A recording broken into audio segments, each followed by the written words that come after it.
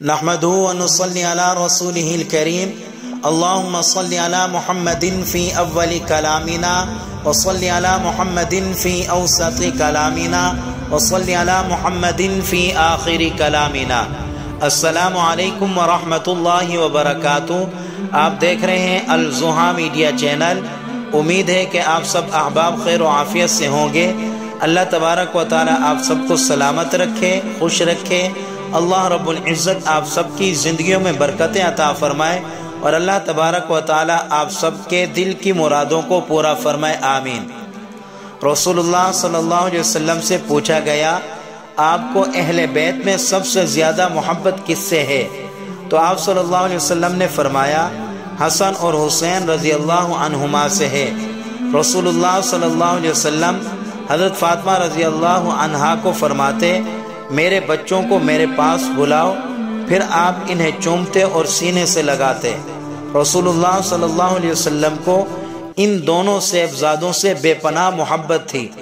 آپ صلی اللہ علیہ وسلم انہیں اپنی کمر مبارک پر بٹھاتے، آپ صلی اللہ علیہ وسلم ان کے لیے سواری بنتے۔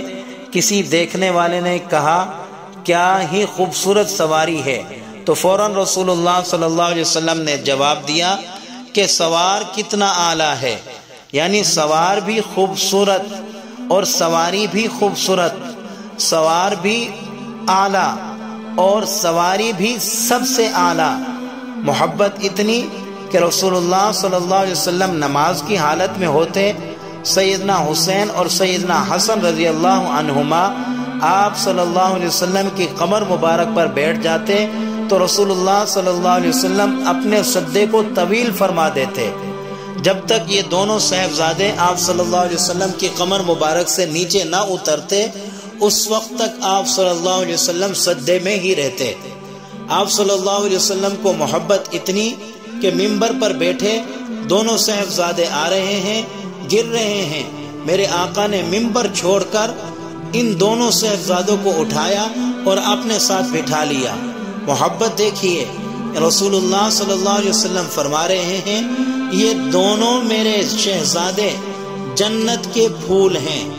رسول اللہ صلی اللہ علیہ وسلم کی محبت دیکھیے، آپ صلی اللہ علیہ وسلم حضرت حسین کو اپنے کندھوں پر بٹھاتے ہیں، گود میں لیتے ہیں اور اپنی زبان مبارک پیدائش کے وقت حضرت حسین رضی اللہ عنہ کے منہ مبارک میں دیتے ہیں، اور خود آپ صلی اللہ علیہ وسلم حضرت حسین رضی اللہ عنہ کے دائیں کان میں اذان کہتے ہیں، بائیں کان میں اقامت کہتے ہیں۔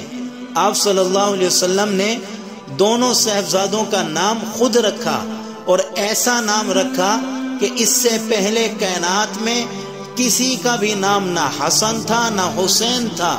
یہ پہلی مرتبہ رسول اللہ صلی اللہ علیہ وسلم نے حسن نام رکھا اور حسین نام رکھا۔ یہ دونوں نام اس کائنات میں ان دونوں شہزادوں سے پہلے کسی کے بھی نہیں تھے۔ پہلی مرتبہ ان دونوں شہزادوں کے حسن اور حسین رضی اللہ عنہما نام رکھے گئے۔ رسول اللہ صلی اللہ علیہ وسلم بہت زیادہ ان دونوں صاحبزادوں کا خیال رکھتے۔ حضرت حسین رضی اللہ عنہ رسول اللہ صلی اللہ علیہ وسلم کے مشابہ تھے اور صحابہ اکرام رضی اللہ عنہم اجمعین کی آنکھوں کا تارا تھے۔ صحابہ اکرام ان کا خیال رکھا کرتے۔ رسول اللہ صلی اللہ علیہ وسلم نے فرمایا کہ یہ دونوں میرے صاحبزادے جنت کے نوجوانوں کے سردار ہیں۔ جو بندہ اپنی جوانی کے اندر اللہ رب العزت کو پیارا ہو گیا ہے، جنت میں ان کی سرداری سیدنا حسن اور سیدنا حسین رضی اللہ عنہما فرمائیں گے۔ اور اسی طرح جو بڑی عمر کے اس دنیا سے چلے گئے ہیں، جنت میں ان کی سرداری سیدنا ابوبکر صدیق، سیدنا عمر فاروق رضی اللہ عنہما فرمائیں گے۔ فرمایا کہ یہ دونوں صاحبزادے مجھے بہت زیادہ پیارے ہیں۔ ایک اور مقام پر فرمایا، جس نے حسن اور حسین رضی اللہ عنہما سے محبت کی اس نے در حقیقت مجھ سے محبت کی، اور جس نے حسن اور حسین رضی اللہ عنہما سے بغض رکھا اس نے مجھ سے بغض رکھا۔ تو میرے بھائیوں، ہمیں سیدنا حسن اور سیدنا حسین رضی اللہ عنہما سے محبت کرنی چاہیے۔ سیدنا حسین رضی اللہ عنہ بہت زیادہ تقوی پرہیزگار تھے، حسین اور جمیل تھے۔ حسین اتنے کہ رسول اللہ صلی اللہ علیہ وسلم سے شکل مبارک ملتی ہے، عبادت گزار اتنے کہ بسا اوقات سینکڑوں نوافل ادا کرتے۔ قرآن مجید کی تلاوت کا یہ حال تھا، چلتے پھرتے ہر وقت زبان کے اوپر تلاوت جاری رہتی۔ عاشقانہ عبادت یعنی حج کا یہ عالم تھا۔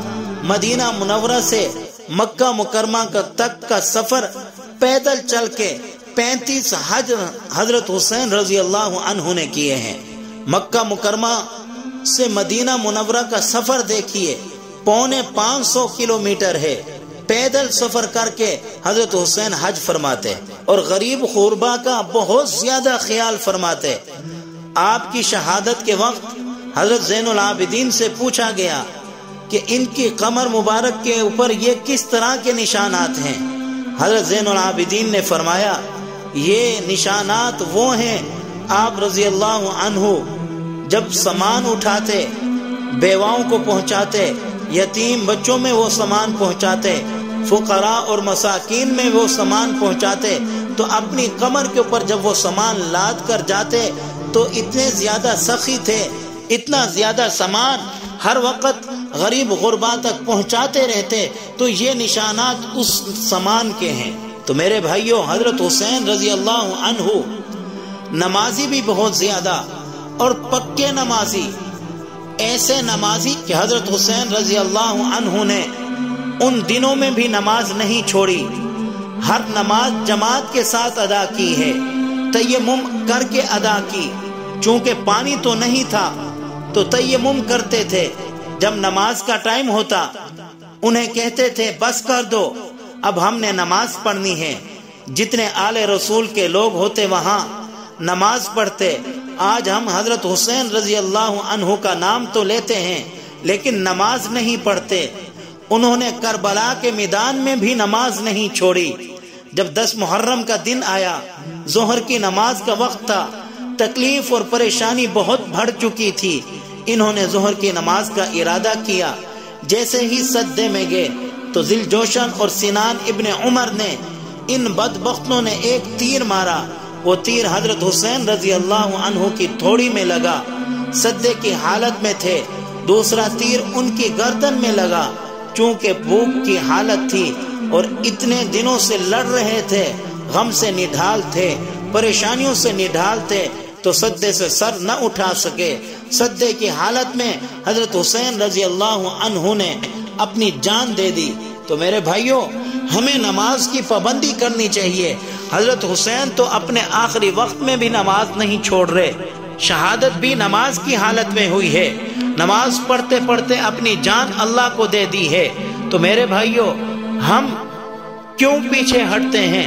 ہم انہی کا نام لیتے ہیں اور ہمیں ان سے محبت کے بہت زیادہ ہم دعوے کرتے ہیں، لیکن اگر دیکھا جائے ہم سے نماز نہیں پڑھی جاتی، ہم سے قرآن نہیں پڑھا جاتا، ہم سے صدقہ خیرات نہیں ہوتا، ہم کبھی غریب غربا کا خیال نہیں رکھتے، ہم کبھی بیواؤں کا خیال نہیں رکھتے، ہم یتیم بچوں کا خیال نہیں رکھتے، ہم مسکینوں کا خیال نہیں رکھتے۔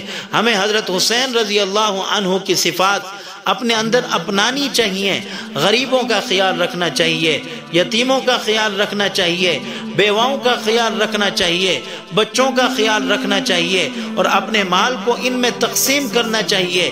نماز کو نہیں چھوڑنا چاہیے۔ کربلا کے میدان کے اندر تلواروں کے میں اور اسی طرح نیزوں اور تیروں کی بارش میں حضرت حسین نماز کو نہیں چھوڑ رہے۔ ہم اپنی دکان کے لیے نماز کو چھوڑ دیتے ہیں، کاروبار کے لیے نماز کو چھوڑ دیتے ہیں، کھیتی باڑی کے لیے نماز کو چھوڑ دیتے ہیں، چھوٹے سے چھوٹے کام کے لیے نماز کو چھوڑ دیتے ہیں۔ تو میرے بھائیوں، یہ جتنے بھی کام ہیں آخرت والے دن یہ کام ہمیں کام نہیں آئیں گے، بلکہ یہ نماز ہمارے کام آئے گی۔ حضرت حسین نے تو نماز اپنے آخری وقت میں نہیں چھوڑی، تلواروں کے سائے میں نماز نہیں چھوڑی، نیزوں کی بارش میں، تیروں کی بارش میں نماز نہیں چھوڑی۔ خدا را نماز کو پڑھیے، نماز کو اپنائیے، نماز کو قائم کیجیے، تاکہ ہماری دنیا بھی اچھی ہو جائے، ہماری آخرت بھی اچھی ہو جائے۔